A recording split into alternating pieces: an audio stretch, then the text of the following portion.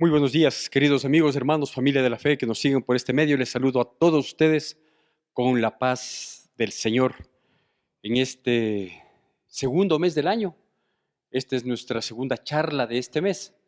Y he querido, por la inquietud que tengo, obviamente, que no es poca en mi caso, he querido abordar un poquito desde el punto de vista espiritual, como corresponde, un tema muy actual para nuestro país, ¿sí? Nosotros estamos a pocos días de comparecer a una jornada electoral en la que estaremos eligiendo no solo el destino de nuestro país, ¿sí? Sino los sistemas de gobierno que se nos presentan. Si bien es cierto, hay una gran cantidad de candidaturas presidenciales y vicepresidenciales, porque viene en partida doble en una papeleta, como también son los asambleístas, es decir, los congresistas encargados de fiscalizar por un lado y de legislar por otro lado, y que todo esto se entiende, se espera, se aspira que, que vaya en beneficio y en provecho de las mayorías, ¿no? En un país como el nuestro, que es un país, por un lado, extremadamente rico en cuanto a recursos naturales, en cuanto a gente trabajadora, ¿sí? Pero por otro lado es un país que está sumido por un lado, en una pobreza y por otro lado, con unas distancias cada vez más abismales entre un pequeño grupo de gente pudiente que tienen no solo los recursos económicos, sino los medios productivos, por un lado, y por otro lado, los medios de prensa, que juegan un papel sumamente importante, y ya va a ver el por qué le comento esto, no solo porque es una realidad nuestra y de nuestro mundo, al menos del mundo de Occidente, ¿sí? Sino que también es un país que está sometido ideológicamente y sometido, como se suele escuchar, somos una colonia de imperios de poder y políticos, eh, en, no solo en nuestro país, sino algunos países de la región, ¿sí? Entonces, toda esta coyuntura, digamos, ¿no? Esto le digo como una presentación muy general de una realidad que no le es ajena a nadie, ¿sí? No, esto no es una perspectiva ideológica, no es una perspectiva política, no es defensa de un sistema, sino que es una realidad, ¿no es cierto? Es una realidad. Es saber, por ejemplo, que nosotros como país pequeño, y que nos siguen llamando de manera muy misericordiosa países en vías de desarrollo. ¿Y por qué digo esto? ¿Sí? Porque nosotros estamos impedidos de desarrollarnos. ¿Por qué? Porque hay potencias desarrolladas, ¿sí? Que nos impiden, que nos subyugan, porque eso es lo que les conviene a ellos y a nosotros, aunque no nos convenga, cuando queremos dar una muestra de liberarnos o de querer eh, escapar de ese colonialismo financiero en el que estamos sometidos hoy, ¿sí? Pues nosotros mismos, o mejor dicho, gente de nuestro propio país, de nuestro propio pueblo, que tiene de una manera u otra, alguna incidencia en el pueblo, se prestan para mantenernos en esa condición, ¿no es cierto? Por ejemplo, una de las situaciones que yo lo he mencionado inclusive, ¿sí? En charlas, es el hecho de que no hay mejor negocio para alguien que oprime que mantener en ignorancia al oprimido, ¿sí? Entonces, mientras no le demos la posibilidad de conocer, de educarse, de prepararse, ¿sí? De conocer la historia para no caer en los mismos errores, entonces mientras nos mantienen en la ignorancia, somos fácilmente manipulables, ¿sí? Entonces le digo esto como un preámbulo, digo que es una realidad, y esa me ha llevado a mí a considerar, a pensar, a revisar en la palabra de Dios algunos acontecimientos similares, ¿no es cierto? Desde elecciones de reina, como en el caso del libro o parte del libro de Esther, en el que se hace todo un concurso de reinado, ¿no es cierto? Para sustituir a a una reina, a la esposa de un rey, se hace todo un concurso, y que se ve muy similar a concursos de belleza y de reinado, obviamente el de Esther con una trascendencia eh, incomparable como una salvadora del pueblo judío, de una aniquilación del pueblo judío al que se vio expuesta, o simplemente otros aspectos u otros pasajes bíblicos de los que se muestra el movimiento político para ganar adeptos, para tomar una posesión y que luego traicionan a sus votantes, ¿no? Entonces, hay de todo. En la Biblia es un libro de historias, de personas, de comportamientos, de actitudes, sí, a lo largo del tiempo. Y las personas, como también solía decir últimamente, no me acuerdo haberlo repetido, las personas siempre hemos sido, somos y seremos personas, ¿sí? Es decir, no es que hoy somos ni más ni menos que los antiguos, no. Siempre ha habido la persona con sus pensamientos, con su intelecto, con su malicia, con su perversidad, con su bondad, con su benevolencia, de todo tipo hay, ¿no es cierto? Y quizás una de las elecciones más trágicas que estamos viviendo, una mala elección hoy en día, ¿sí? Es cuando fue puesto a consideración dos sistemas espirituales, llamémoslo así, ¿no?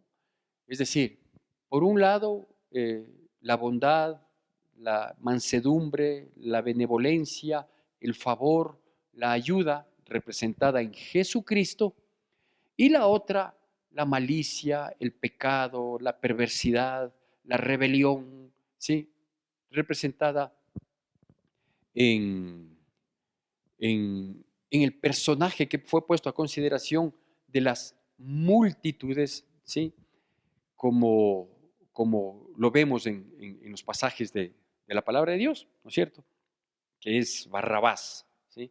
Entonces, si bien no tiene la estructura electoral, digamos, ¿no?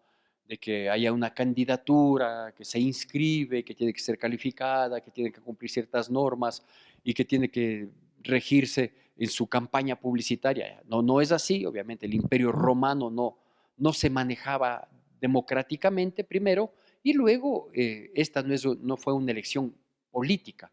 Pero como cristianos que somos, yo quiero hacer notar desde el punto netamente desde el punto de vista espiritual, ¿sí? Algunos personajes que tomamos trascendencia, digo tomamos porque los votantes tomamos trascendencia, y ver cómo espiritualmente nos manejamos frente a una elección, ¿sí? Con esto no le estoy diciendo por quién tiene que votar, ni mucho menos que Dios me guarde, ¿no es cierto? Y, y mirar la corriente que guía al mundo para poder identificar y ser nosotros los cristianos un poco más analíticos, no solo del aspecto político, no solo de los sistemas que proponen cada uno de los candidatos, sí, me refiero a sistemas, es decir, unos serán neoliberales, otros serán progresistas, otros serán qué sé yo, ¿no es cierto? Sino al sistema en cuanto al comportamiento del ser humano, ¿sí? Y los evangelios concuerdan en estos aspectos. Yo quiero darle lectura de dos porciones de la palabra de Dios. Primero la una, en la que nosotros vamos a identificar, ¿sí? Los intereses que había de por medio, ¿sí? Espirituales, ciertamente políticos, no vamos a entrar en esos, no vamos a topar esos. Y por otro lado, ver cómo esos intereses políticos logran su cometido y vaya usted a saber de qué manera. Y dice así, en el libro de Lucas capítulo 22, le voy a dar lectura únicamente del versículo 1 al versículo 5. Todo este proceso usted lo conoce, ¿no es cierto? De pronto esto también se recrea en películas en la época de Semana Santa, todo. Hay algunas películas que recrean inclusive con ciertos detalles, a lo mejor descuidando otros que podrían ser muy interesantes de ser analizados, pero son historias que se conoce plenamente. Ya le digo, en la época de Semana Santa, estamos a un par de meses quizás de entrar en esa fiesta religiosa, fiesta, es una conquista, es un triunfo para el cristianismo, el saber que Jesucristo pagó el precio por nuestros pecados y resucitó al tercer día, porque la muerte no le pudo detener, entonces ciertamente es un tiempo de celebración para el cristiano, ¿sí? Pero digo, antes de llegar a esa época, quizás por estas épocas, calculando más o menos los días, ¿sí? Pueden haber estado sucediendo cosas como esta que le quiero dar la lectura. Lucas capítulo 22, versículos del 1 al 5, la palabra de Dios dice así, preste atención. Lucas 22 del 1 al 5, dice así: estaba cerca la fiesta de los panes sin levadura, que se llama la Pascua, y los principales sacerdotes y los escribas buscaban cómo matarle porque temían al pueblo. Y entró Satanás en Judas, por sobrenombre Iscariote, el cual era uno del número de los 12, y éste fue y habló con los principales sacerdotes y con los jefes de la guardia de cómo se le entregaría. Ellos se alegraron y convinieron en darle dinero, y él se comprometió y buscaba una oportunidad para entregárselo a espaldas del pueblo, ¿sí? Bueno, aquí hay que destacar algunos aspectos, ¿sí? El primer aspecto que destaca es que había un intento de asesinato en contra de Jesucristo, ¿sí? ¿De cuál Jesucristo? Pues del único Jesucristo, del que antes había hecho milagros, había hecho prodigios, había dado charlas magistrales, había multiplicado los panes y los peces por 2 ocasiones para que multitudes coman, alguien que había instruido en el camino correcto de vida, es decir, Jesús, el Hijo de Dios, que vino a salvar al mundo del pecado, que vino a entregarse para pagar el precio por los pecadores, pero que antes de culminar su plan redentor, se mostró con excesivas evidencias, se mostró con suficiencia como el Salvador, el Cristo, el Hijo de Dios. ¿Por qué? No solo por las profecías que se cumplieron en él, ¿sí? Sino por él ejecutado. Tanto sus palabras, sus mensajes, sus charlas, sus respuestas, cuanto sus manifestaciones. Es decir, se sucedieron muchos milagros a través de Jesucristo, ¿sí? Muertos resucitados, enfermos sanados, diabólicos poseídos, liberados, ¿sí? Entonces, hubieron muchísimas evidencias. Comienzo con lo dicho por los profetas en el Antiguo Testamento, todo lo advertido por los profetas, ¿sí? En el Antiguo Testamento que debía cumplirse en la presencia del Mesías, ¿sí? Se cumplió en Jesucristo. Aparte de eso digo, sus charlas magistrales, sus discursos, sus respuestas, sus palabras y sus evidencias en cuanto a lo sobrenatural, digamos así, ¿no? Que no todo mundo lo hizo, sino única y exclusivamente él. Sanidades, ya le digo, resucitó unos cuantos muertos, Lázaro es uno de los más famosos de aquellos, ¿sí? La multiplicación de los panes, los peces caminó sobre el agua, en fin, multitudes salían y eran sanados, dice la palabra de Dios, y los que estaban endemoniados eran liberados, etcétera, etcétera. Es decir, había un currículum exageradamente vasto, más que evidente, ¿sí? De la bondad encarnada en el Hijo de Dios, el Señor Jesucristo. Pero vemos un grupo minúsculo de sacerdotes, principales y escribas que querían matarle. Es decir, el pueblo no quería matarle. El pueblo era beneficiario, era receptor de las bondades, de los milagros, de las palabras, de las sanidades, de los panes y de todo lo que Jesucristo vino a hacer. Todo bien, todo perfecto, maravilloso, ¿sí? Y el pueblo lo reconoció.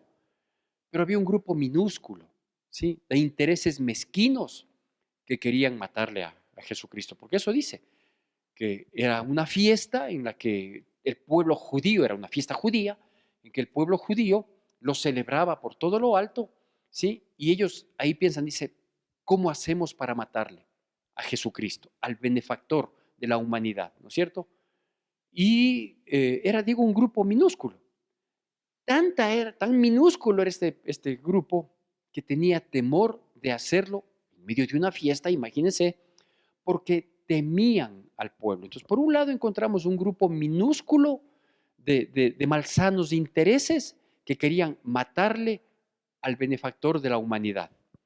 Pero por otro lado había una muchedumbre, un pueblo numeroso que iba a salir en defensa, por favor, del Señor, que había hablado maravillas, que había hecho milagros, que había resucitado muertos, que había sanado enfermos, que había multiplicado panes y peces, y en fin, un sinnúmero de milagros, de prodigios que había liberado endemoniados, que no iban a permitir y no iban a dar gusto ni chance a este minúsculo grupo de asesinos, de perversos, que saben cómo hacen las cosas, ¿no? Porque no hay nada mejor que cuando uno quiere atentar contra alguien, es buscar un traidor, buscar a alguien que pueda ser comprado, alguien que pueda ser vendido por una cantidad de X, ¿no es cierto? Entonces dicen Judas, ese es el hombre.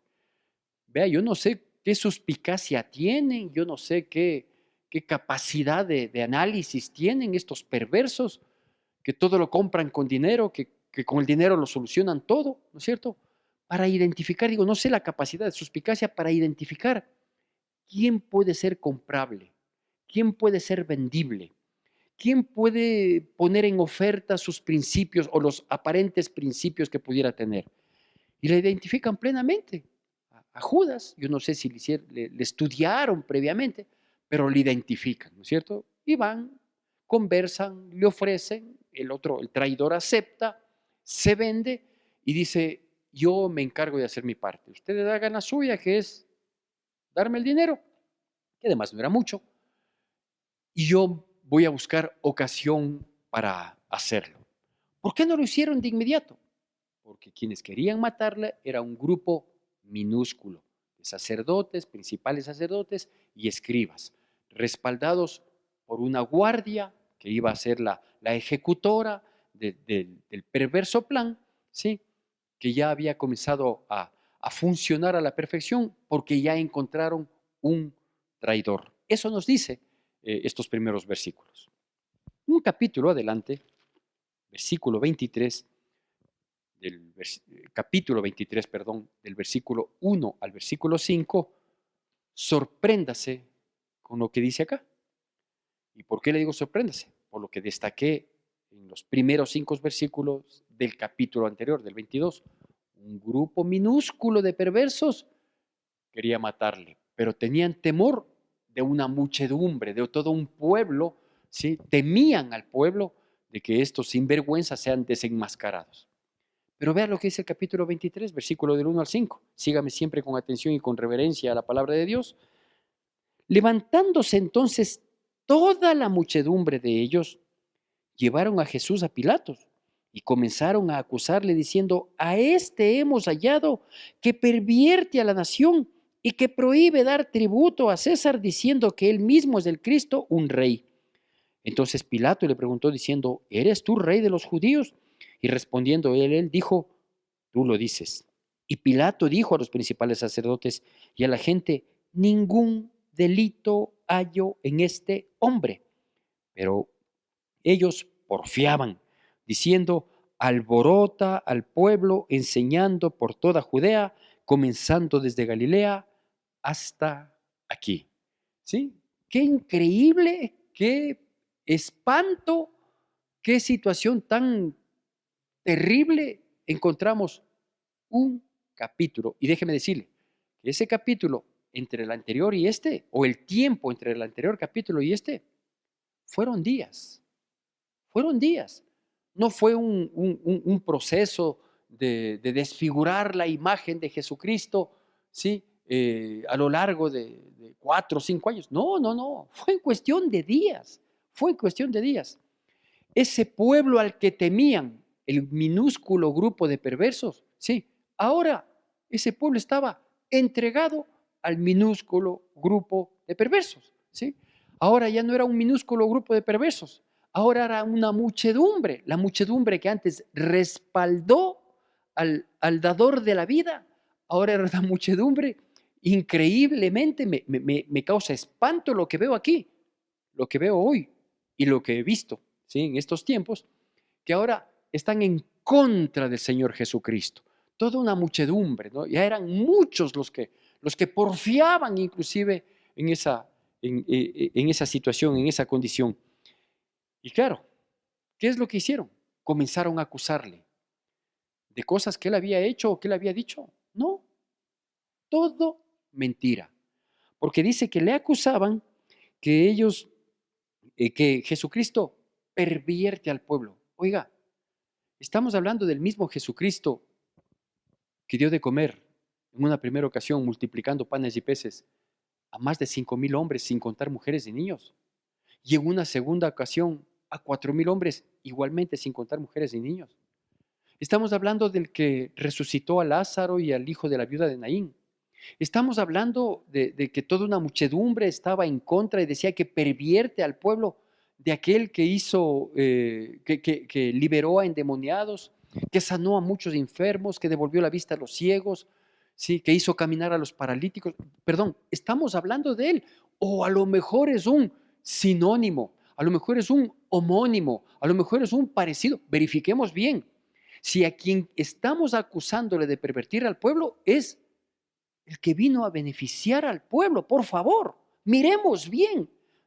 La muchedumbre actúa bajo la psicología de masas.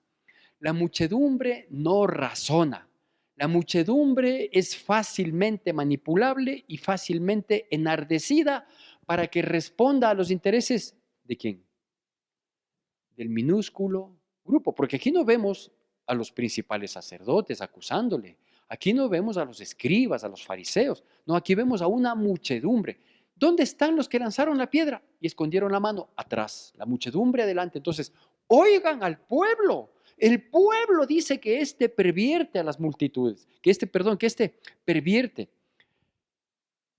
Jesucristo se negó a pagar impuestos, nunca se negó a pagar impuestos. Quien quiso negarse fue Pedro, cuando fueron a cobrarle un impuesto y Pedro va y dice, maestro, vienen a cobrar. Dice, tranquilo, tranquilo, anda a- al mar y ahí vas a encontrar un pez. Abre la boca del pez y ahí está el tributo, porque hay que dar al César lo que es del César y a Dios lo que es de Dios. ¿Sí? Entonces, nunca se negó Jesucristo a pagar impuestos. Una. Dos, Jesucristo cobraba impuestos. No, no cobraba. Él sabía que era el rey de los judíos. Él sabía que es el Cristo. Él no necesitaba cobrar impuestos para sí mismo. ¿Sí? ¿Sabe por qué? Porque Él es el dueño del oro y de la plata, porque la tierra y su plenitud le pertenecen. ¿Sí? ¿Y eso quién dice? Eso decía el Antiguo Testamento, algo que era muy conocido por los principales sacerdotes, por los fariseos, por los escribas. Si alguien tenía que conocer, a lo mejor el pueblo judío no, que lo conocía. Pero pensemos que ellos no conocían. ¿Sabe quién conocía las características, las condiciones del Mesías?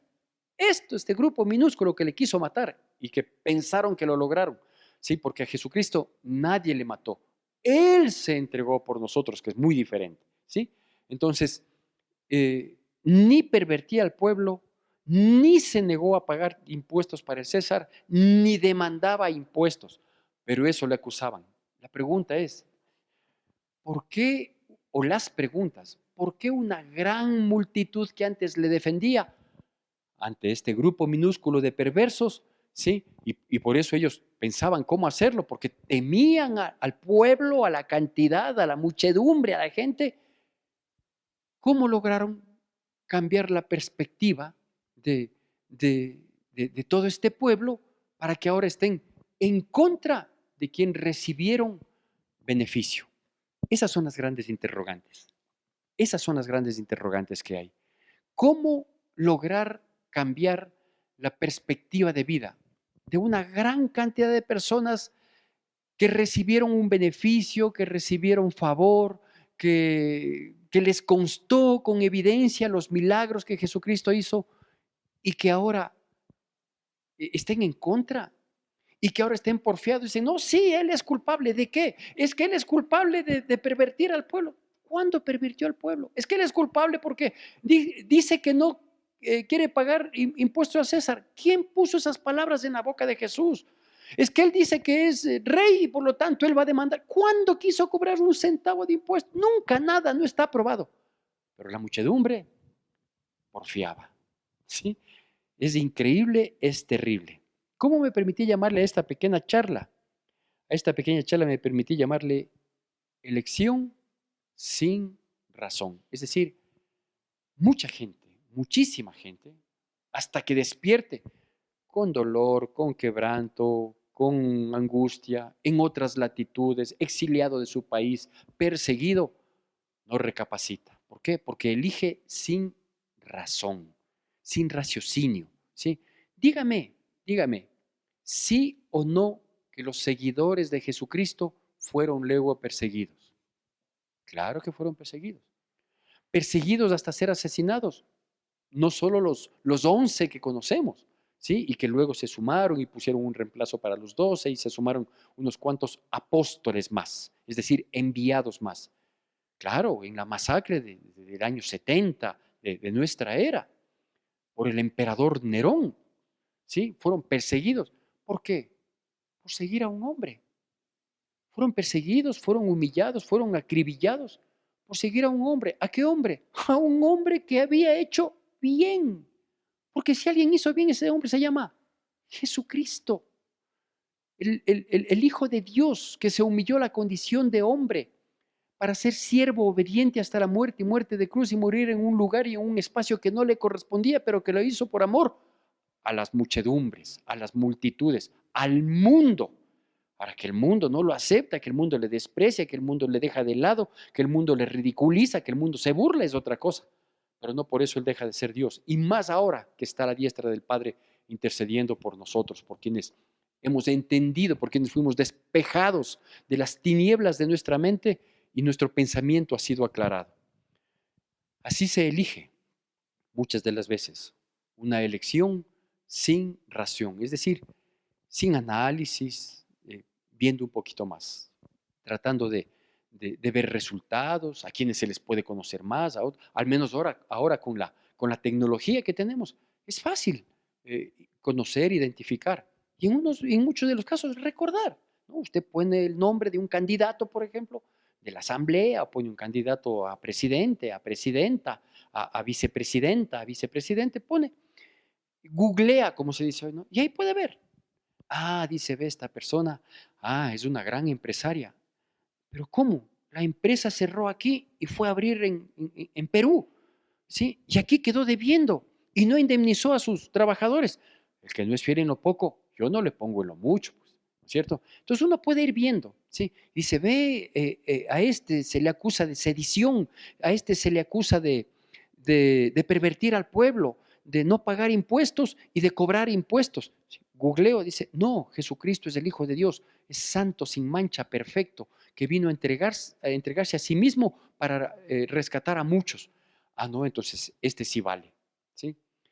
Pero usted sabe que cuando fueron puestos en la palestra para ser escogidos, a quién matar y a quién dejar en libertad, la historia usted la conoce plenamente. Yo solo me quedo con unas pocas inquietudes o con unas, confirmando ciertas actitudes que espantan, ¿sí? Una de esas es qué fácilmente manipulables somos las personas cuando actuamos en multitud, o lo que se conoce como psicología de masas. Qué fácilmente manipulables somos, ¿sí? Nos dicen esto es así y uno termina creyendo y uno termina porfiando, como dice literalmente la palabra, sí, este es malo, cuando hay un sinnúmero de resultados de que ese era bueno, ¿sí? Por otro lado, es necesario que nosotros también nos preguntemos, oye, hay una respuesta. En esa época yo no tengo entendimiento cómo fue, pero hoy es fácilmente identificable. ¿Qué les habrán dicho a estas multitudes a las que les temían porque respaldaban a Jesucristo? ¿Qué les habrán dicho? ¿Cómo les habrán comido al cuento? ¿Cómo les lavaron el cerebro para que siendo beneficiarios de este hombre, ahora sean totalmente opuestos a este hombre? Hoy digo, ahí la respuesta. Yo me quedo picado con qué habrá pasado en esa época. Pero hoy es fácil, ¿sí? Hoy se llama medios de prensa. Los medios de prensa que imponen narrativas y como tienen la estructura para hacerlo, te dicen y te repiten, y a la postre, Jesucristo es culpable. ¿Por qué? No sé cómo funcionaban. Posiblemente a ellos les costó bastante más trabajo que hoy ¿sí? Hacer lo que como conocemos, ¿no? Los trolls, porque hoy hay dos grandes estructuras de información o de desinformación o de mala información o de ocultar información, que son la televisión abierta, como se sabe, como se conoce, o la digital. Pero a través de la digital hay tanta maldad y perversidad que ahora la inteligencia artificial es usada para acabar, para degradar la dignidad de una persona, para montajes, para... Es terrible. Por eso yo insto con todo el cariño y con todo el amor, y como líder espiritual que soy, como pastor, ¿sí? Más allá de nuestros apegos políticos, yo no, ni siquiera puedo decir de nuestra ideología política, porque ni los políticos, la mayoría de ellos tienen una ideología, y peor los seguidores, ni siquiera sabemos cuáles son las pretensiones de esas ideologías, entre comillas. Entonces yo no me quiero meter en ese campo que aparte de eso, de ser escabroso, de ser perverso, de ser nublado, ¿sí? Y que se nubla con las bondades que aparecen hoy en sus campañas. No, no, yo no me quiero meter en eso. Yo creo que sí nosotros debemos revisar la condición de vida de los que aspiran a dirigirnos. La palabra dice que es que el fiel en lo poco, sobre mucho lo pondrá. ¿Sí? Por ejemplo, en el caso de los pastores, y con esto concluyo, ¿sí? Grandes pastores, grandes predicadores, algunos de ellos inclusive que han adoptado metodologías que impactan el emocionalismo de la gente y hablan y dicen las cosas y tienen sus estilos. Cada quien es el estilo, ¿no es cierto? ¿Sabe qué nos dice la Biblia? La Biblia dice que si alguno anhela obispado, buena obra desea, pero es necesario que el obispo, o sea, el líder espiritual, sea irreprensible y entre otras cosas dice, no dado al vino, no avaro, no codicioso de ganancias deshonestas, ¿sí? Dice que sepa gobernar su casa, que tenga a su mujer en sujeción, ¿sí? Y que sea marido de una sola mujer y a sus hijos también en obediencia. Y esos hijos deben ser un fruto, un resultado de lo que es ese obispo como persona, como pareja, como padre. Entonces, esas son condiciones que nosotros debemos ver, ¿no es cierto? Yo no podría ser un pastor, no debería ser un pastor, si, que trato de ser el portavoz de la voz de Dios para guiar al pueblo, a veces para instruirlo, a veces para alimentarlo, a veces para exhortarlo, otras veces para que la palabra venga a ser como un bálsamo en sus vidas, si es que yo no soy un buen padre, un buen esposo, ahora un buen abuelo, un buen ciudadano. No tendría la dignidad de pararme ahí, ¿no es cierto? Entonces, por eso la palabra de Dios advierte que primero tenemos que ser buenas personas, como padre, como esposo, como hijo, como hermano, como ciudadano. Entonces Dios va a respaldar la palabra y las acciones y las decisiones que esa persona tome. ¿Por qué? Porque está alineado con Dios como persona primero, ¿no es cierto? Entonces, mi recomendación, analicemos a las personas como personas, si es que algo conocemos. Yo sé que de muchos no se conoce, ¿no es cierto? Además de que hay tantas candidaturas presidenciales y hay tantos para los asambleístas, pero de los que pudieran estar en una contienda, ¿sí? ¿Qué clase de padres somos? ¿Qué clase de esposos somos? ¿Qué clase de hijos somos? ¿Qué clase de hermanos somos?